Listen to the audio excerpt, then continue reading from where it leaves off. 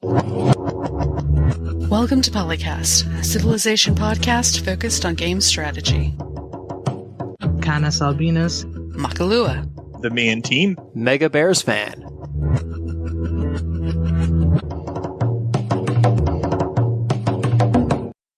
Oh, hello everybody, and welcome to PolyCast episode 384. I am your host, CanusAlbinus, from a very cold United States Midwest, and I am joined with our regular co-hosts, Makahlua. That's a very soggy Texas, also too warm and humid. Ick. And MegaBearsFan. It is neither cold nor soggy in Las Vegas. And the Mian team is out this week. And your hockey team's going to the next round. In Vegas, I mean. Yeah. It's like if you give the 7th best player on every team in the league to the team, they somehow do okay. Or is that how they did it, or was it a higher number than that? Oh, no. It was way higher than that. This was like a proper kind of a draft thing, and people had to protect some of their good people from getting picked and plucked off to be that team. So, no, it's a normal team. And they did very, very, very, very good their first season, so. Yeah, I think what you're thinking of, Canus, is what the NFL did with its expansion draft when the Browns re-entered the league back in like the late 90s or early 2000s, and they were crap for years because they just got all the other teams' rejects. But they were still crap. Well, I mean, they are the Browns, so they were extra crappy those first few years. Now they're their own special flavor, customized flavor of crap instead of generic crap that the league gave them. So maybe the NHL saw that and learned lessons from the NFL. The NFL provides lots and lots of examples of how not to do things in professional sports.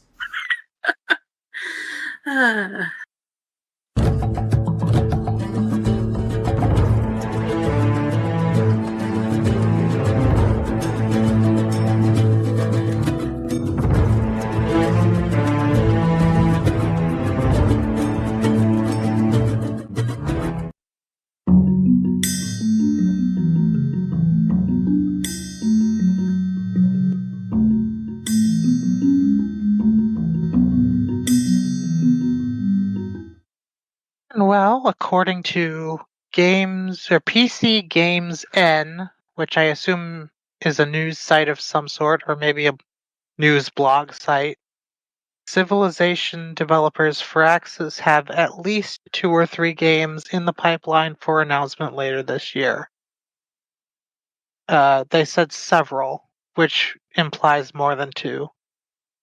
But then again, it is American marketing, so who knows for sure.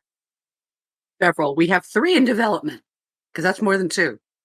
Well, and combined with the other news that we'll be talking about later, I would not be surprised if this is an announcement of Civ 7 as one of these games. Or whatever comes in between Civ 7 and Civ 6. Yeah, there's still that as a possibility. Maybe another Xcom game. Might be one of them. The Xcom team is a different team. They don't work at the same. They're not the same developers. They're just both at Firaxis. Oh, I thought this was just Firaxis as a studio was working on several games, so I had assumed that included the XCOM people. Yes. And they've said something about a new intellectual property of some kind. So Civ, an XCOM 3, and then something brand new? Yeah, something like that. It said back in 2018 we learned that they're working on a new IP. Is XCOM still getting, or XCOM 2 still getting expansions? No. When was the last XCOM 2 expansion? I feel like it wasn't that long ago. I think it was War of the Chosen. Yeah, that sounds correct to me. And that was quite a while ago. I know, let's ask the Steam store. Ask the Steam store. Well, I haven't seen any news about 2K acquiring the naming rights to Alpha Centauri, so unfortunately I don't think it's going to be one. That's going to be one of these games. That would be nice, but no. Yeah. And once again, we can take this opportunity to remind EA, what the hell are you doing? Why are you sitting on this IP and doing nothing with it?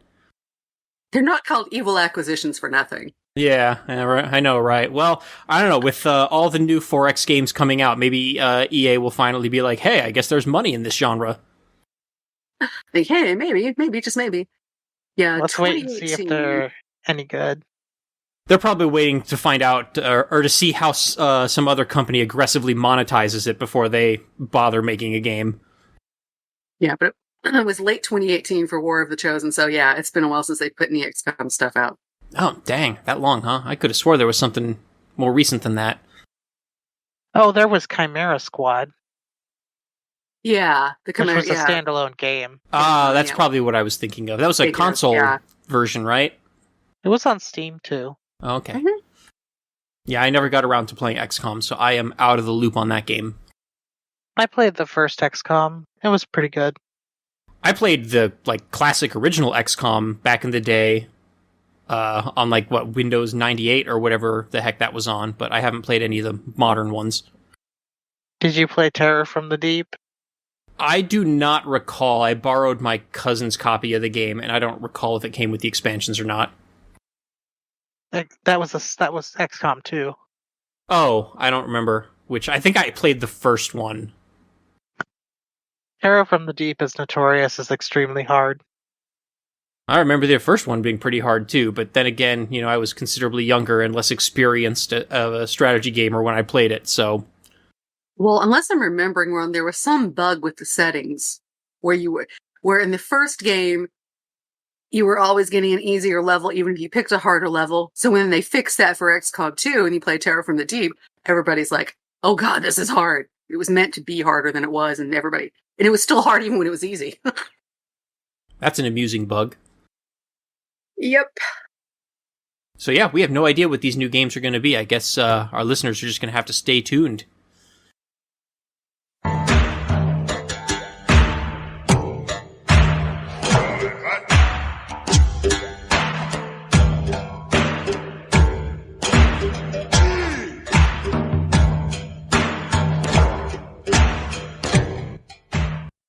And then on a somewhat related note, Firaxis also posted a topic on Civ Fanatics, and I think also on Reddit, and I think there was also a YouTube video to accompany all of it, saying thank you from Firaxis. The original post was by Anton Strenger, who I believe is now the lead designer for the game since for I think both the expansions, right?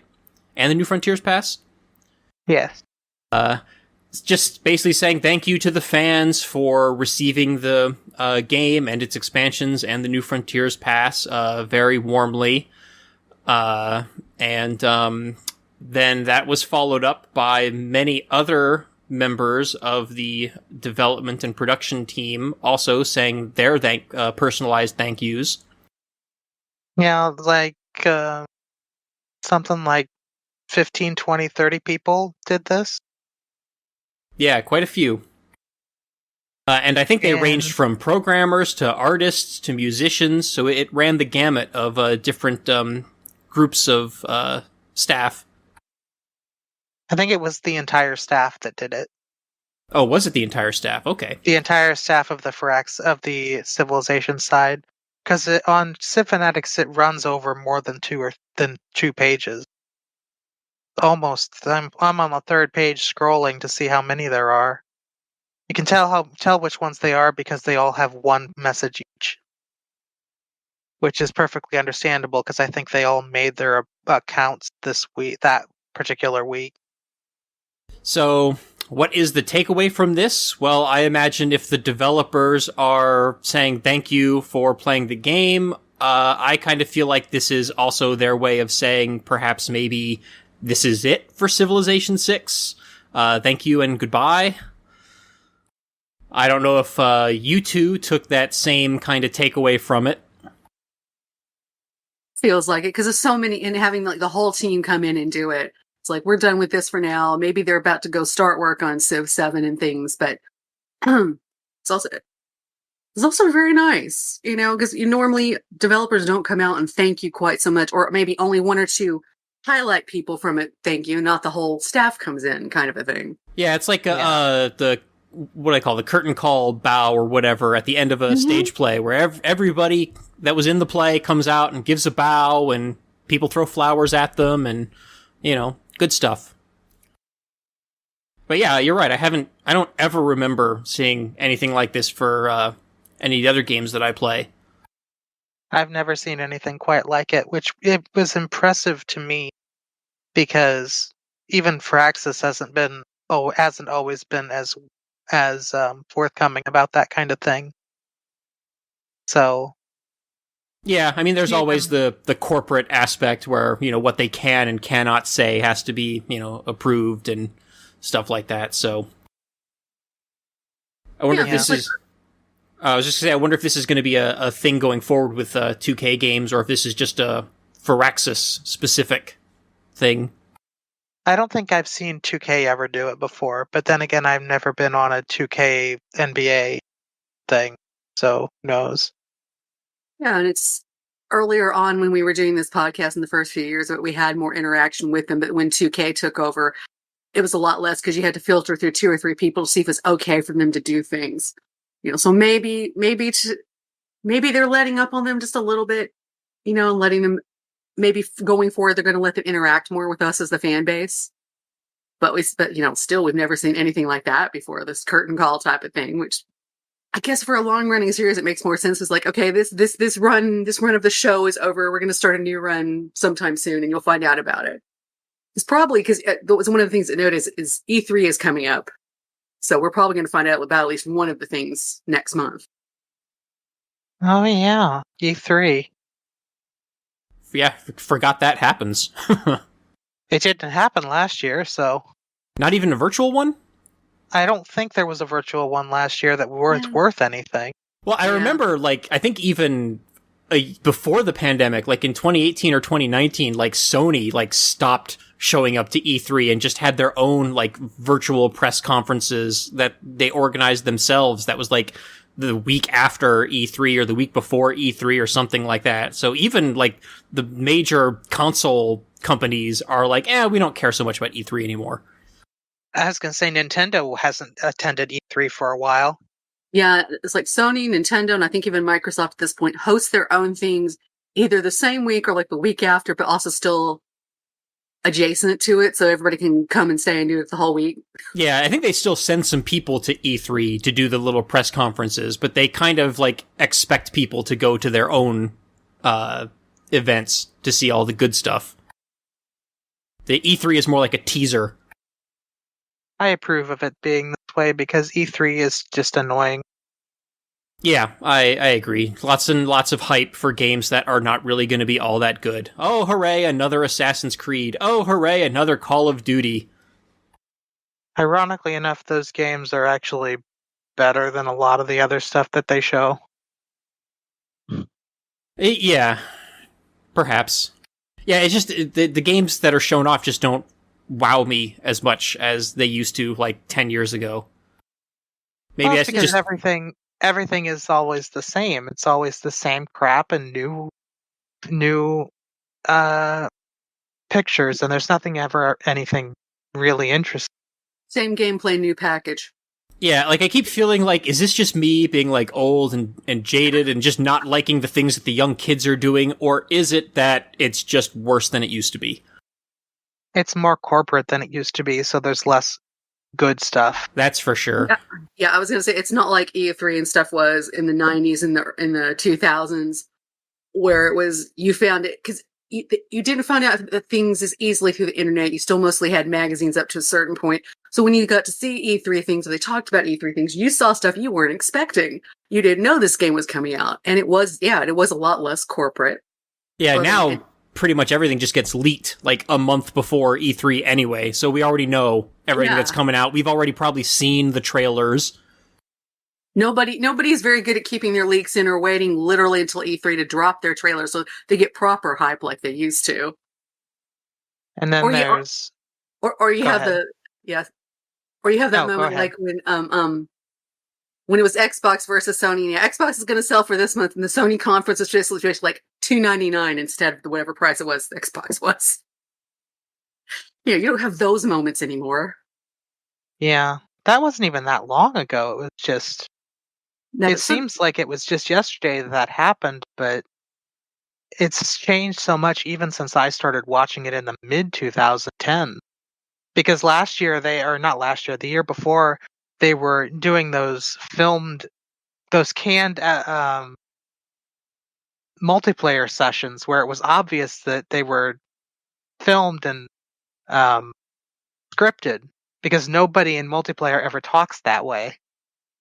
But they were showing it off like it was, and I can't imagine they were expecting anyone to be like, well, it's obviously fake.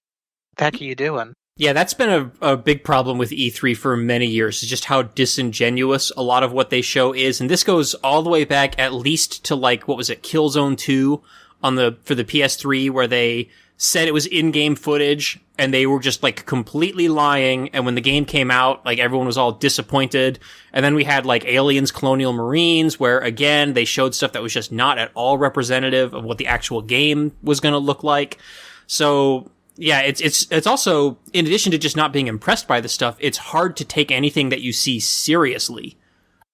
All that was happening all the way back in the 90s, is they would show canned demo type of things. It was like, or a demo build of the game, and they would specifically only go through certain parts of it, not to show the bugs in the game that were still there. And then you would buy it, and it would be so buggy. It was just like, what?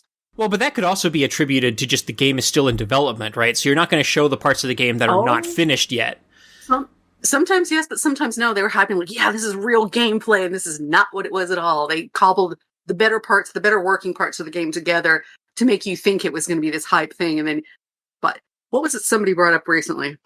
Daikatana. Because they made that look like it was going to be this epic, awesome game, and it turned out to be a buggy piece of poop. Yeah, well, that definitely happens. That's always happened. Ah, the good old days. Or as we used to call them, the bad old days. Why are we putting up with this days? Well, speaking of things being buggy. Crashes, more crashes. Hey, it's not the launcher. This time, at least. No. That's not what the topic says, though.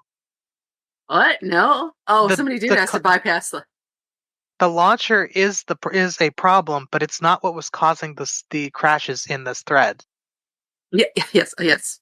Pardon me. Launcher is still a problem as it is, but it's not the problem today. Thunder Lizard 2 was asking, was anybody else having frequent crashes since the last patch? She got it. Crashes while loading and frequently while playing. You know, of course, everybody has mods. These things, it was Windows 10, no mods, didn't bypass the launcher, so he's playing it stock vanilla. But I believe there was a Microsoft update that needed. Yes. No. What happened was Microsoft released an update that broke video game in early April. And it was KB 5001330. And they released a hotfix at the end of the month, but the update was uninstallable, or not uninstallable, and it basically caused a lot of stuff that used graphics cards to just not work. Well, at least this one didn't, like, delete users' entire My Documents folders. Yeah. Whoa. Oh, did you not hear about that, Mackie? That was I didn't hear about that one. Oh no, it was like was it 2020? Was it last year, Canus? Do you remember? I don't remember the specifics. I just remember that it happened and it was a big deal. Yeah, it was last year, the year before, and it wasn't actually Microsoft. So, you know, make that clear. It was I want to say it was either I think an NVIDIA driver that got pushed to people's computers through Windows updates. So it was a third-party update, but somehow, if for people who had certain hardware in their computers, it deleted their entire My Documents folder. Like, didn't send it to the trash, just deleted it. Everything was gone. Unrecoverable. Ooh. Yeah. Yeah, That's why I don't keep stuff. This is why I don't keep stuff in the My Documents folder. Yeah. It's also why a lot of corporations, like large corporations have policies in place where they put in, like, special Windows update policies where they're always, like, a month behind because they want to make sure that a new Windows update isn't going to like completely destroy their ability to for their employees to do work. Like that's how bad Windows Update has become. Like there is a non-zero chance that it will completely foobar your computer. Well, am I glad I have a tendency to put that off for a while? Yeah, I think the only way to do that though is to have some kind of like corporate like enterprise version of Windows. Like regular users, like if Windows says it's time for an update, like there are times where it forces you to update and you can't even delay it. And it is so frustrating. I've always been able to delay it by just saying, remind me in 7 days. Yeah. But if you don't use your computer for 1 day and that comes up, it will do it automatically. Yeah, I think there's still, though, some like high priority security updates that you cannot delay, and it just happens whether you let it or not. But I could be wrong about that. Depending on what kind of updates they are, that might not be a bad thing. Critical security updates, yeah, that's okay. But there are other updates like this or a third-party update like that. Oh, wow. Yeah, and what was crazy about that one in particular was because it was from a third-party, like, chip manufacturer, like, people were asking, like, how the heck is it that a third party even has access to do this? Like, that seems like it's just a huge security, like, vulnerability. Like, how have hackers not figured that out yet and been able to take advantage of it? I mean, I guess maybe they can't if they can't push updates through Windows Update. Like, maybe that's the thing that allows it to happen, and obviously Microsoft is not sending updates to people from hackers. But like, yeah, but you have to think that the hardware manufacturers are what they would think of as trusted sources. But still, like I just can't believe that they would have access to do something like that without user permission. You know? Yeah, it's like, how is there not a process at Microsoft to check over somebody to check over the updates before it goes live? Well, I'm sure they do, but like I said, this only happened with people who had certain hardware. Like it was like a certain graphics card, and it was like only one model of graphics card or one or two models of graphics card. So, you know, obviously Microsoft can do sanity checking, but they cannot possibly check every possible, not every possible piece of hardware, but every possible permutation of hardware. You know, you've got a motherboard from one brand and a graphics card from another brand and a CPU from another brand and RAM chips from another brand. And, you know, it's just a completely unique environment. And this is, you know, why Apple insists on doing everything like in these closed systems. So that it's easier. They can test things and have more stable software that doesn't run these risks. But then, of course, the downside to that is the user doesn't have any control over their own system. So, give and take. Personally, I like being able to build a computer to whatever specs I want it to be, with whatever hardware I want. But, you know, you do that, and this is a risky run. Some people just want a computer box that works. On a somewhat related note to this as well, I saw an article, I want to say like a week or two ago. I don't know how old it is, but it might have been on Reddit, so I don't know how old the actual update was, but I think it was Apple pushed an update to like MacBooks or iPads or something like that, where they specifically had a fix for Civilization 6. And I wish I had the link to the article, but yeah, it was a patch note from Apple specifically to fix an issue with Civ 6. And they specifically cited Civilization 6 in the patch notes. I wish I remember where I saw that and still had the link to it. I should have posted it for us to look at. But I didn't think of it at the time. Somebody in the corporate office really loves Civ, apparently. Yeah, apparently. Who's the CEO of Apple now? I keep forgetting his name. Is it Tim Cook? I think it's Tim Cook. Yeah, maybe Tim Cook is a big Civ fan. Who knows? Actually, hasn't Tim Cook like come out before, like just showing absolute disdain for video games as a medium? That would not surprise me. So probably not a big Civ fan. Yeah, going back to the crashing, what was the fix to bypass the launcher again? The fix was that Windows fixed it eventually. Ah. And also bypass the launcher, because always. Yes.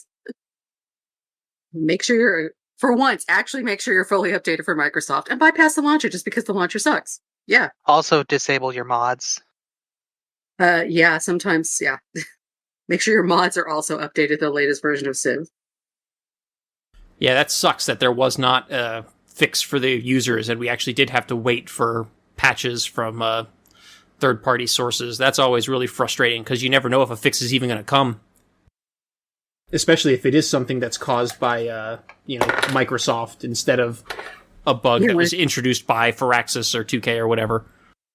Yeah. Because they might be dependent on Microsoft to give them a fix. I can't imagine how Microsoft would have been so stupid as to screw up NVIDIA drivers. I don't know. You'd think, one of the two biggest graphics and chipset developers, they would thoroughly test that stuff. But I guess not. Alright, so for those who have been able to actually play Civilization 6, and it hasn't been crashing due to annoying Windows updates, there was a poll posted by user Stilgar08 on Civ Fanatics, asking always on game modes, ? Which is probably not what you think it is, because for those of you who are having very unpleasant flashbacks to SimCity 2013, this is actually about the new game modes that were added by New Frontiers patch, and not a poll about whether or not you approve of games being always online, which was my first knee-jerk reaction when I saw the title of this thread. The user is just asking which of the New Frontiers past game modes you always leave on whenever you're playing a new game of Civilization 6. And I actually found that the two most popular ones in the poll are the same two that I prefer, which are barbarian clans and monopolies and corporations, with secret societies coming in at third place. They're not exclusive either. You can vote for multiple. Oh, okay, yeah. So that definitely will affect the outcome. But yeah, considering that they are, modular and the game modes themselves are not mutually exclusive, the poll should also not be mutually exclusive because people are going to play multiple. And like I said, I like monopolies and corporations and barbarian clans as well. I have a slight preference for the barbarian clans game mode, especially when I first started playing it. I was a little bit on the fence because I guess there was a bug or something where new barbarian outposts weren't spawning after, they started turning into city-states. So I would kill the barbarian outposts in, the beginning of the game in the ancient classical medieval era, and then the remaining ones would turn into city-states, and then no new barbarian outposts would spawn for the rest of the game. So my poor little caravels were going out, and there were no barbarian caravels for them to deal with. There were no barbarians in any of the unclaimed land or the little islands out in the middle of the ocean, and that was a bummer. And I wasn't sure if that was just a technical limitation because they already have too many city-states in the game, and maybe they don't spawn new barbarians if they're already full on city-states. But I think I saw something in a recent patch note saying that they fixed that. So supposedly that is not happening anymore, but I haven't played a game into the later half of the game since that patch was released. So that will definitely improve my opinion of Barbarian Clans, which was a mode that I already liked. They have indeed fixed that bug. Cool. Yeah. Yeah, in the multiplayer game on Saturday, we have seen them still spawning and still having city-states form when we get deeper into the game, so. Awesome. Before I think it was around medieval, where it seemed to be starting to cut off, but now it's all the way through, and sometimes you had to pop up there, really? Yeah, honestly, in my opinion, the Barbarians clan thing with, maybe a little bit of extra development could have been the basis of a whole expansion, as far as I'm concerned. I think it's perfect the way it is. Oh yeah, I mean, I'm not saying that the expansion would have to be nothing but barbarian clans, but throw in a few other things as well, and I think you've got the framework for a pretty decent new expansion. I mean, barbarians turning into city-states is something that fans have been asking for since Civ 5 came out. So yeah, that was a long overdue and very welcome new feature. I played a Civ 4 mod that did that, so it's been longer than just Civ 5. Yeah, I think it was probably easier to do that as a mod in Civ 4, because if I recall correctly, in Civ 4, the barbarians could create cities on their own, so I guess it's just a matter of changing who owns that city once it's built. Well, making it so that you could do diplomacy with a settled barbarian was the mod. Ah, okay. Because Civilization did have, or Civ 4 did have the minor nations mechanic that was never used outside of certain mods and certain scenarios. And with modding, you could do things with it. But I want to know who the 10 people are who voted for zombie defense. And the 9 people for Apocalypse. Like, it's fun every once in a while just to change things up, but it's definitely not an every game thing. I was going to say, I love the Apocalypse mode, but if I don't want to play Apocalypse mode, I don't want to play it. So it's like, always on? No. But these other ones, yeah. Well, and there's still a large subset of the player base that don't even like playing with disasters on and keep wanting to turn those off. So just turbocharging the disasters is not what those players want for sure. Cough, Dan Q, cough. Every weekend. Well, which game has the disasters in it? I mean, it's annoying, but once you get used to having the disasters in there and having to deal with them, it's just, it's another thing, a part of the gameplay. I do wish that... Oh, go ahead. I was going to say, real life, you have to clean up after floods and hurricanes. I mean... I do wish that the floods didn't, completely destroy the farm tiles. They just pillaged them.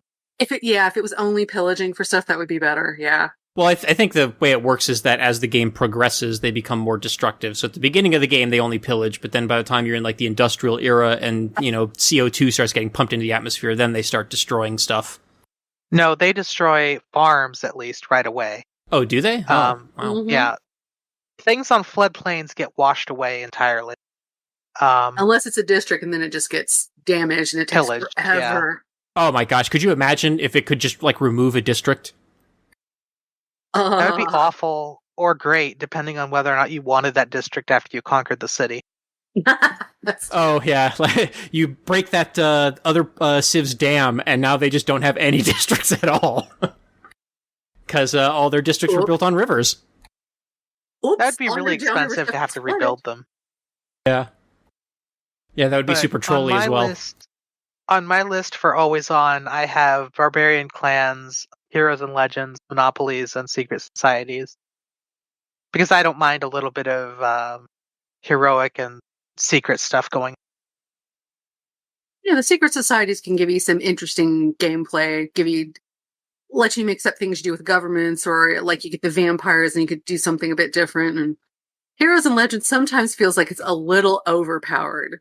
The heroes are almost, I know they're heroes and legends, therefore they should be overpowered, but I can get away with things I shouldn't be able to get away with if I have a hero backing me up. I think I would be a lot more inclined to play Secret Societies if it didn't have the supernatural element, or if there was a sub option to disable the supernatural thing, and it just be the Illuminati and stuff like that.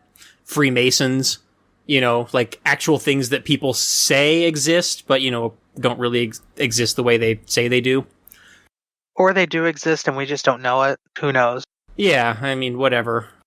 But yeah, so something little secret, shady, conspiratorial things going on, I could probably, deal with, because that stuff, really does happen to a certain extent. I am not in any way advocating, moon landing hoaxes or anything like that, so don't take me the wrong way. No. But yeah, just the difference between... There's a difference between conspiracy theory and secret society. Yeah. There's a very large gap between Freemasons and vampires. Secret cabal of Freemasons versus secret cabal of vampires. Big difference. Even then, secret societies do exist and have existed, and not all of them are actually nefarious. Most of them aren't. Most of them are just, hey, we're a group of people that got together once and we're just carrying on a local little tradition that we set up in college. So... yeah, fraternity or whatever. Yeah, that kind of thing. A lot of them work as networking. If you know somebody who's in that society, and you can get maybe a better job because of that, Yeah.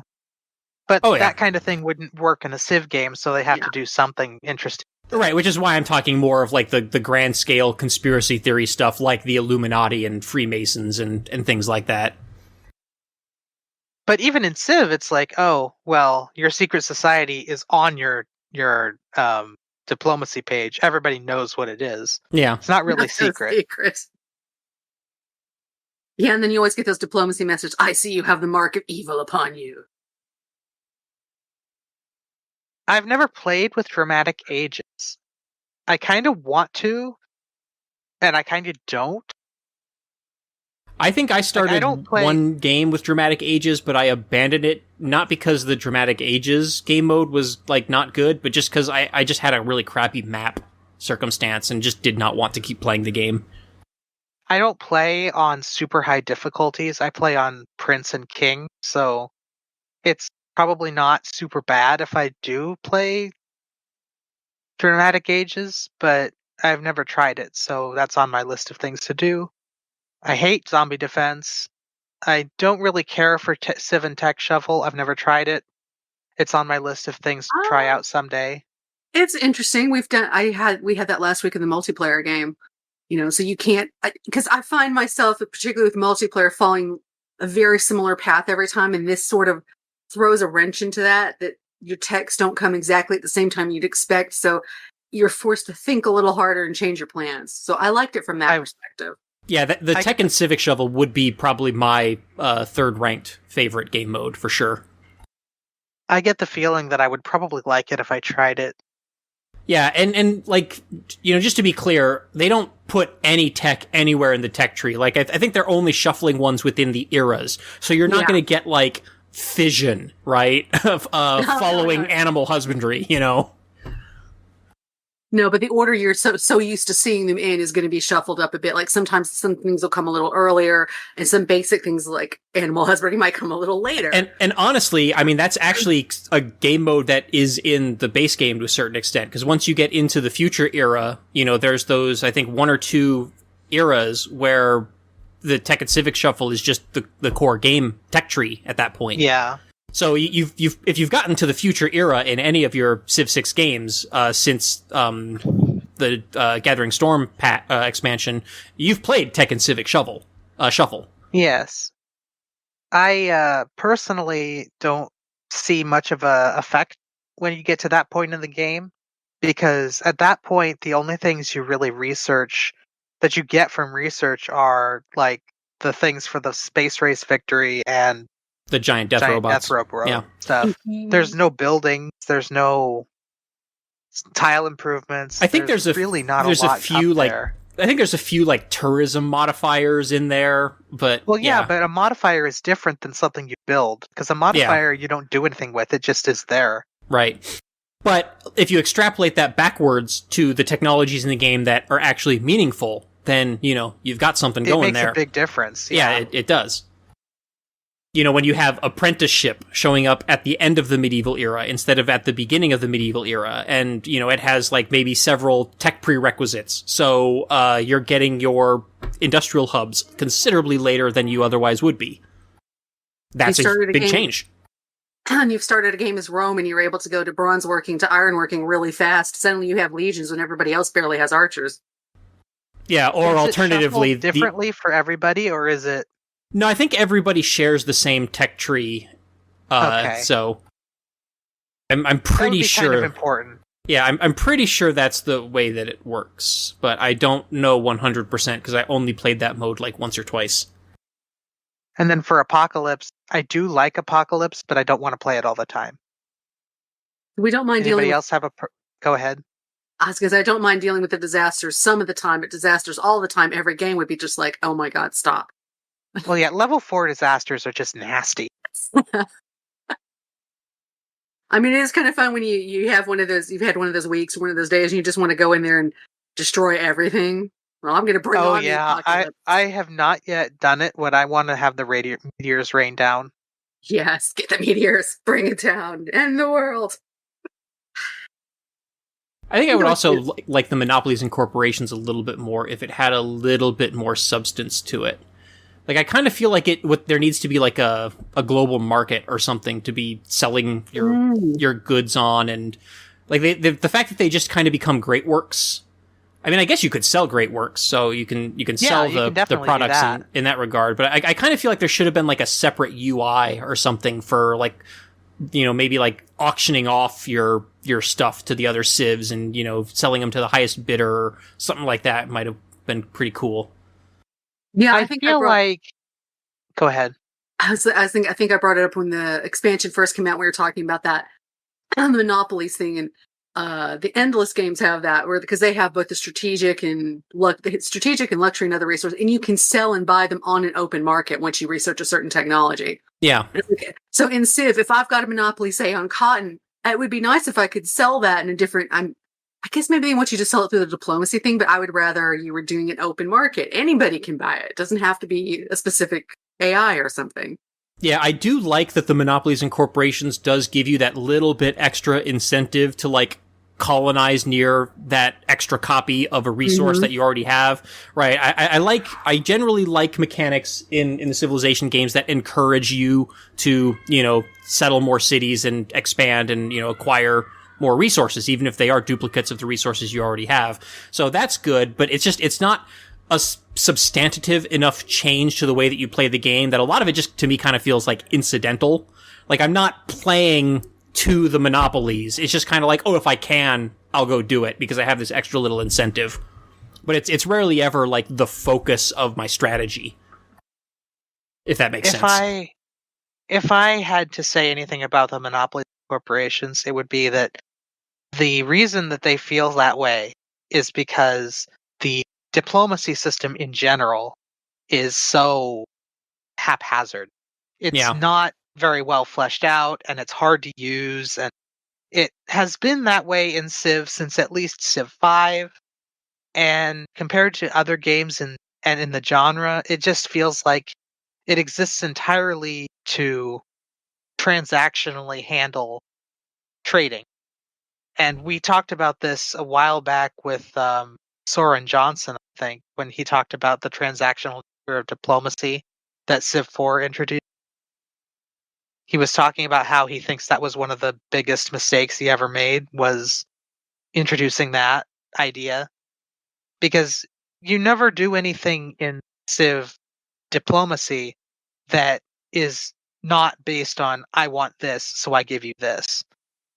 Yeah, the closest thing I could think of would maybe be the vassal system in Civ 4, where someone might actually come to you and be like, hey, you're bigger and more powerful than we are, will you protect us? Yeah, but that's a trap, because they're always at war with somebody. Yeah, but it is something that it at least felt like it was more of a diplomatic action than just a transaction or resource, exchange. Civ 4 had a better diplomacy system than either 5 or 6 has had. Well, and it's frustrating because both 5 and 6 had interesting diplomatic ideas that were just never fleshed out, or which in some cases were actually removed. I actually personally liked the Pact of Secrecy idea. It wasn't implemented particularly well, but I think instead of cutting it, they should have found a way to make it work better. I think they should have made it do something at all. Well, I think with the introduction of spies in the Gods and Kings expansion, the Pact of Secrecy would have just worked so much better, because now you have the opportunity for your spies to discover that the other civs are conspiring against you, and things like that, where now it's a more active, more assertive part of the game, and not just this thing that nobody ever enforces. I think Beyond Earth kind of did some of that, where they added in diplomatic favors, which was interesting, but there were some things in Beyond Earth that advanced the brain has just lost, exe crashed. Canus.exe has crashed. Please wait. Uh-oh, did Canus get a Windows update? No, I got a COVID update. Windows, no, darn it. Beyond Earth had the favor and respect system, which was really helpful for determining diplomacy, because it showed you where you stood in the AI's eyes. Yeah. And that was that was a really good system I wish they had kept. Well, it's been obviously a long time since I've played Beyond Earth, but if I remember correctly, the favor system in Beyond Earth, it was very similar to the diplomatic favor system that was put in Civ 6. So I think that was, very heavily inspired by Beyond Earth. Not really.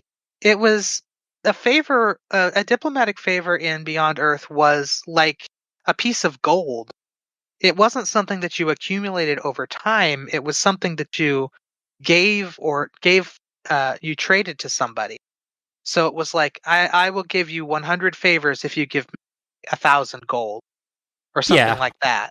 Well, and like I said, like that's in Civ 6, but yeah, they added that extra thing where you just accumulate it passively as well. Well, but you never used it for anything in Beyond Earth. The only thing you used it for was to trade back to the person who had it with. Like if I had 50 diplomatic favor with somebody, I could just say, here, take this back and again, give me something for it. That was all you could do with it. Yeah, so it actually, in Beyond Earth, it was more of a favor than, in Civ 6, it's treated more as a currency. Yeah, it's not a currency in Civ 5 and Beyond Earth.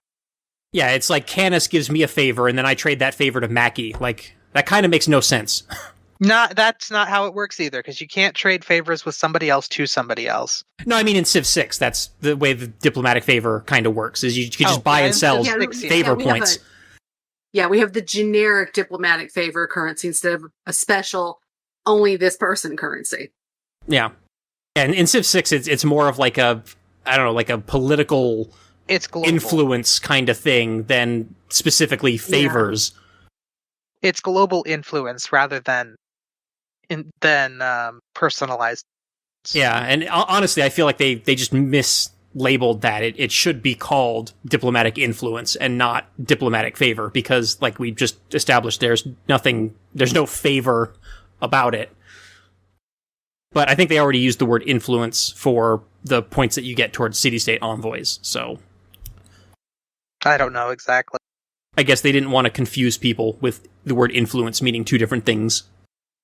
Even though, honestly, how many people know that the points you get towards city-state envoys is called influence? I didn't know it. I just know it's points and I get envoys and stuff. Yeah, I think that's the way most people think about it. Yeah, and I also really did like the fear and respect system in Beyond Earth. I thought that was a really good idea, and I was really disappointed and surprised that did not carry over more into Civ 6. I also like the spoil of war system. Oh yeah, I forgot about that. Yeah, that thing that we didn't have that much about, we never heard of again, that's really sad because it was really cool. I just killed this thing. Why don't I take all their resources instead of just wiping them off the face of the earth? Or in this case, planet. You're telling me I sacked this city and there's nothing in here? No, not at all? Are you kidding? They burned down the science lab before we got in there. Uh-huh, sure.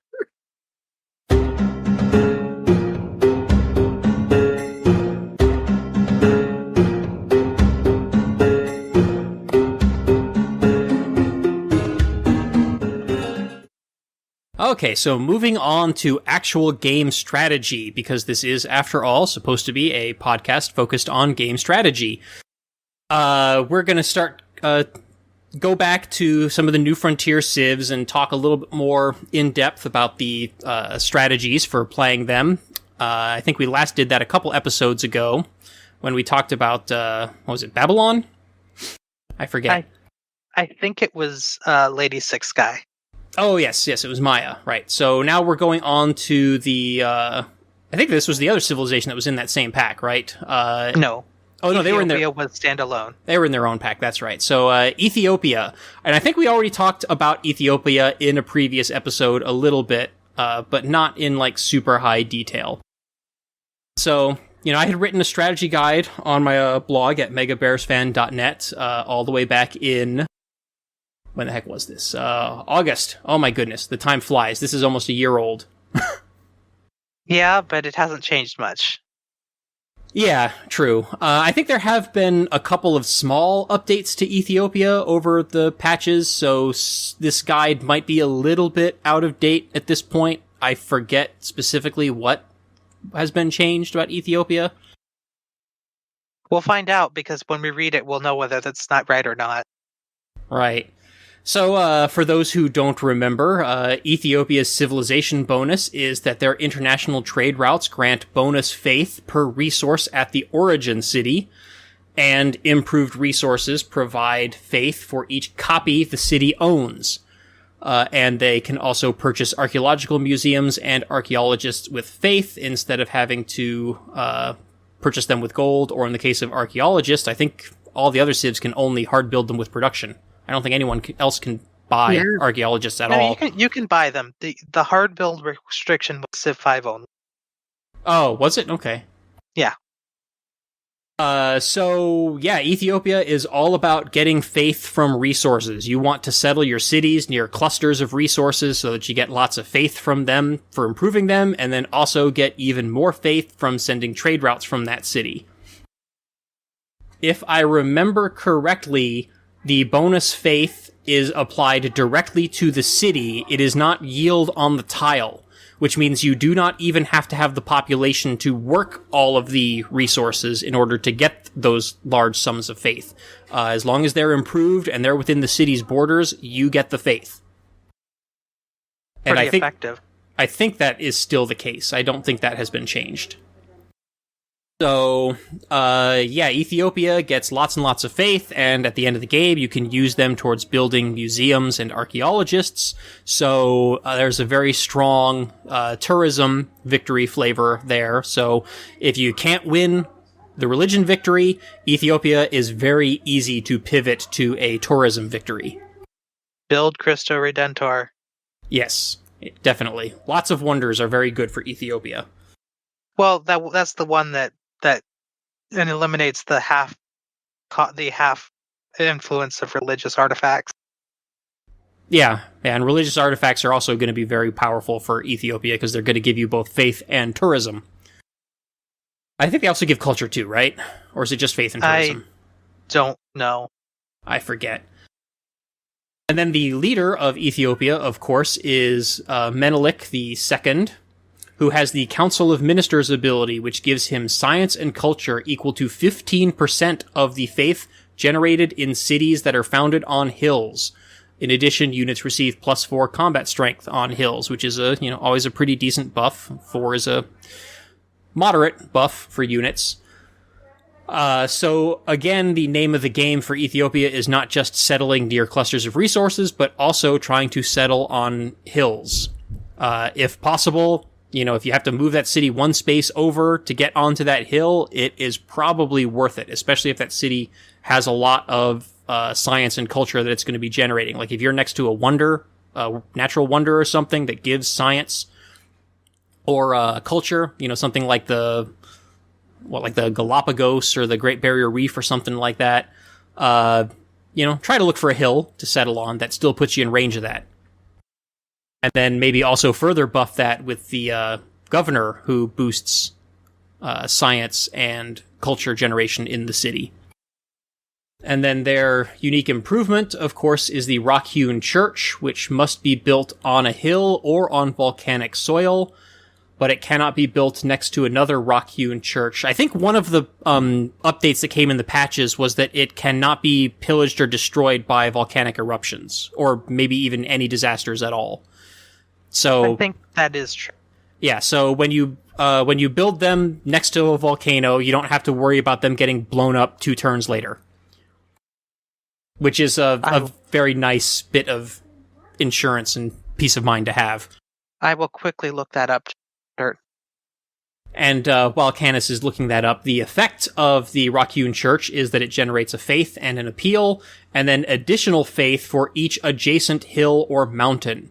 And then, of course, that faith is converted into tourism after researching flight. Can only be pillaged, never destroyed by natural disaster. Okay, and of course, repairing a pillage improvement does not cost a charge. So as long as you keep some, builders with at least 1 charge sitting around, or military engineer for that matter, it's pretty trivially easy to, repair improvements. And these things, by the way, can generate quite a bit of faith if you put them in a good position. They can be very beastly. And then Ethiopia's unique unit is the Oromo Cavalry, which is was at the time a courser replacement. I think patches might have added some units to this line, so I don't know if it's still a courser or if it's a different unit now. I think it's still the courser. Oromo is a unique light cavalry unit. Right. Replaces the Courser. Okay, that did not change. Good. And its bonus is that it ignores zone of control like all other light cavalry unit, and it gets one additional sight, and it does not have a movement penalty from moving into hills, which of course works very nicely with that +4 combat strength that all of Ethiopia's or all of Menelik's units get for fighting on hills. So when your enemy retreats onto hills, ha ha ha, joke's on them. He also has 2 extra combat strength. Yes, compared to the Courser. So if you're fighting on hills, that becomes a total of +6 for fighting on the hill. And what is the bonus for defending on a hill? It's a percentage bonus, right? Or is it a flat bonus? I forget. I want to say it's a 25% combat strength bonus. So what I'm getting at is I'm wondering whether or not that +6 is enough to overwhelm most units' defensive bonuses that they would get for being on a hill. Let me look that up too. I can do that. Attacking. This is a very large, complicated Okay, yeah, don't worry about it. article. Yes. Keep going. I'll tell you if I find it. Okay, sure. So again, settling on and near hills and lots of resources is the way to go with Ethiopia. You will generate tons and tons of faith. In my experience, I don't think any other civ comes close to generating as much faith as Ethiopia has the potential to generate. Like, it is just absolutely absurd how much faith you have. And that, of course, is going to be very good for religious victory, because you can build lots and lots of religious units. You can buy the religious belief buildings, worship buildings. But it also means that if you take, for example, building the government plaza building, I forget which one it is, the one that lets you build land units with faith. That you can also leverage that faith to build a huge and powerful military. So you can pivot from faith to multiple victory types very easily with Ethiopia. Hills give +3 defense. Oh yeah, so yeah, the +6 that you would get from the bonus +2 that the Courser already has, and then the additional 4 from fighting on a hill is double what the defender gets for trying to camp on it.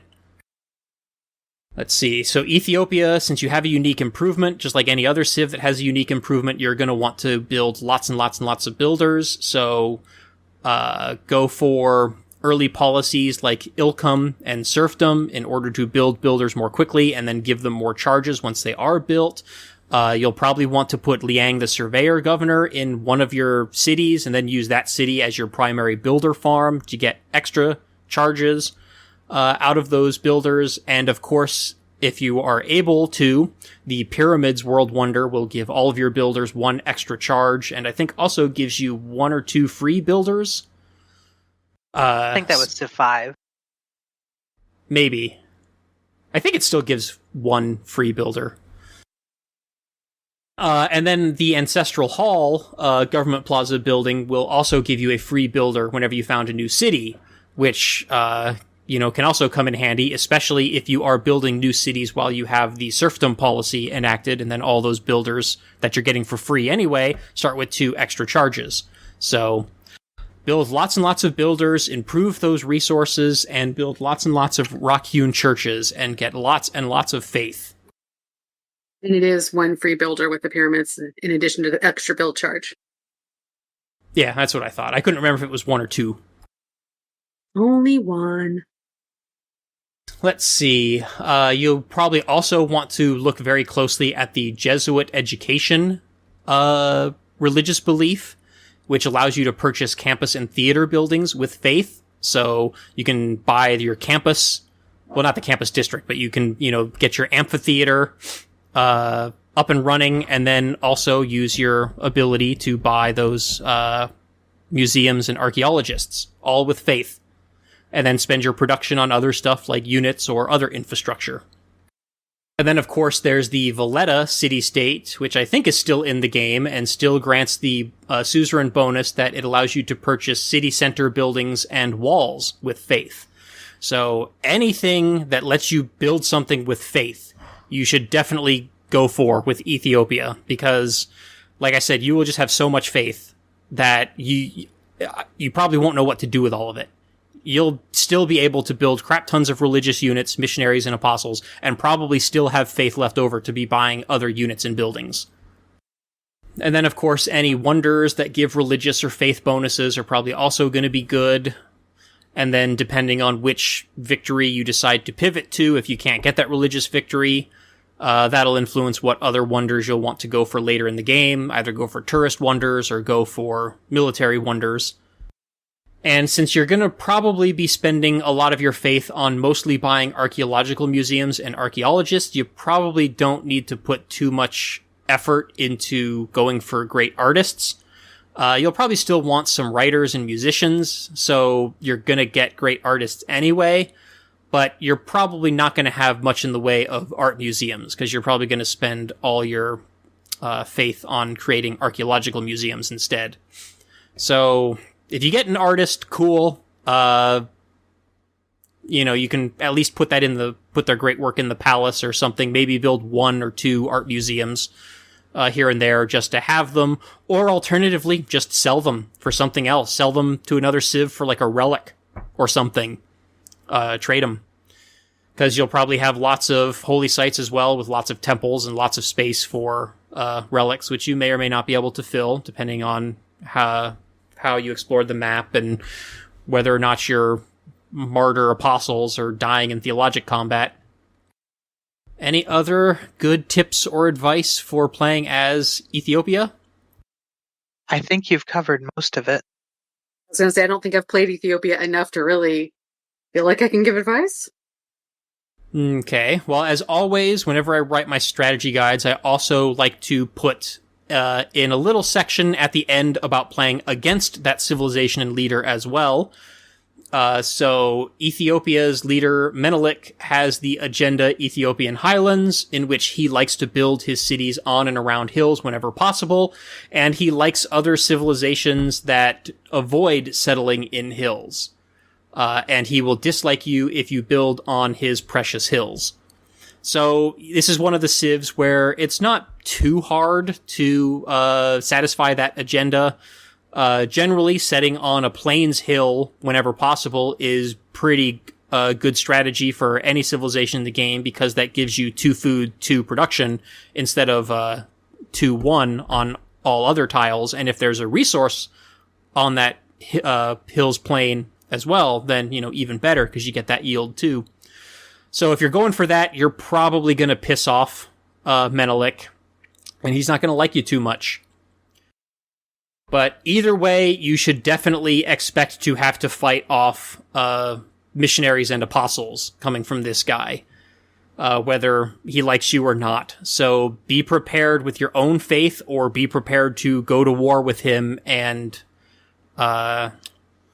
what's it called when you kill a religious unit with a military unit? Condemn? Mm-hmm. Yeah, so be prepared to either have to fight him off with your own religious units or condemn them by going to war. Because otherwise, especially if you're his immediate neighbor early in the game, he is going to have a very easy time just absolutely overwhelming you with missionaries and apostles. And it's also going to be very difficult to keep up with him in terms of producing your own missionaries and apostles. So if you do see him as your immediate neighbor right at the start of the game, and you were planning on going for a religious playstyle, you might want to second think that. You might want to just let him convert your cities, because you're probably just going to dump so many resources and effort into trying to fight his religion off that you're not going to be able to do other things, and you're just going to fall behind in other aspects of the game. But you just want to be careful that you don't let him walk all over you and then proceed to an easy religious victory. And if you can't fight him off with faith and you don't want him to convert your cities, then you're just going to have to fight him. Go to war very early on. Use a casus belli if you can. But of course, the earlier you go to war, the less punitive the grievance penalties are. So if you're fighting him in the ancient or classical era, it won't be as big a deal to have a casus belli. Yeah, he's not like he's not like some of the other civs you want to prioritize. That if you see them, you should destroy them now while you can. But if you have chosen to try and play a religious game with somebody, you happen to do random and get a religious base civ, he probably does become a priority because otherwise you're going to have too much competition. Right. Now, one thing that you could do if you are going for a religious playstyle is you could declare war on him, and then instead of capturing his cities, pillage all of his stuff, particularly those rock-hewn churches, because you're going to get lots and lots of chunk faith from them. So what you can do is you can then spend that faith to buy your own missionaries and apostles while he is currently not able to generate as much faith. And if you can convert his cities real quick during that war and then make peace and let him rebuild, then suddenly all his faith bonuses kind of become your faith bonuses because he's going to be spending all that faith on religious units and then spreading your religion. So that's another way to approach dealing with Menelik of Ethiopia. I like this approach. That sounds like a fun approach, actually. Yes, I'm sure that is probably a Phil-approved approach as well. Yes, make his religion your religion. Then you don't have any problems. Yeah, if I have to play religiously, I guess that's how I'll do it. So yeah, I think that about covers all of the major points that I have for Ethiopia. So unless either of the two of you have any other tips or suggestions. Nothing from me. No. I also did post a link to this guide in the Civ Fanatics thread, and there are some lengthy responses with additional tips and tricks, including some that specifically address tips for playing with some of the special game modes. There's a user, Tetley, with the 5th post who is talking about playing with secret societies and some of their impressions with how Ethiopia works there.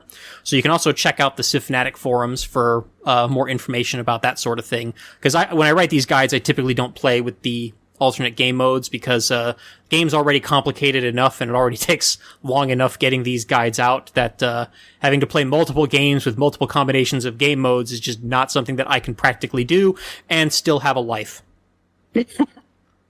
There is life outside of Civ. I know that sounds strange, but... Now, if Firaxis wants to pay me a salary to write civilization strategy guides so that I can quit my job and do it full time, then maybe I could do that. Hint, hint, maybe. Wink, wink, nudge, nudge. 2K Firaxis, if you're listening. I also posted threads on the 2K forums and on the Steam forums, although those are much less active than the Civ Fanatic forums, but there might also be some good replies on those as well. And the links to all of those are at the bottom of the guide. So you can find the links there.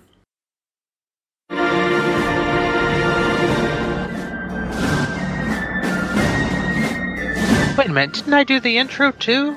Oh well. This has been episode 384 of PolyCast. I have been CanusAlbinus, and I have been Makahlua. He was laughing because, I looked at the notes and went, wait a minute.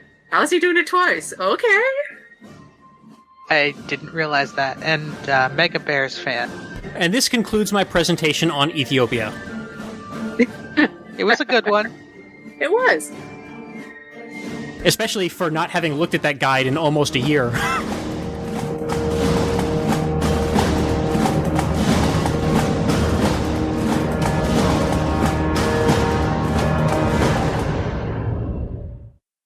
Civilization 3, 4, 5, 6 sound clips. Copyright Take Two. Copyright the PolyCast. PolyCast.net.